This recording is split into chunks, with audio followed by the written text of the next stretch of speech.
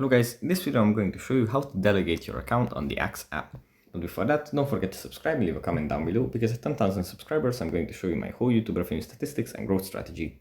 So without further ado, let's just jump right into it. First we have to open up the Axe app. And here it usually opens up in the feed, where we have our posts from the people that we follow. Then we have to swipe to the right, scroll down, and in the settings and support toggle list, tap on settings and privacy. Here we find security and account access.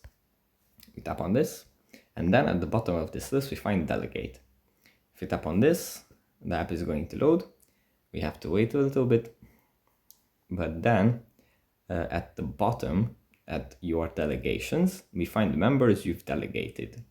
If you tap on this, then if you have or if you haven't delegated your account to anyone, you can tap on invite a member at the top. And here you can just type in the name of the person that you want to delegate your account to, and add him to the delegations. So that's pretty much it for this video. Hope it was helpful for you guys, and I'll see you in the next one.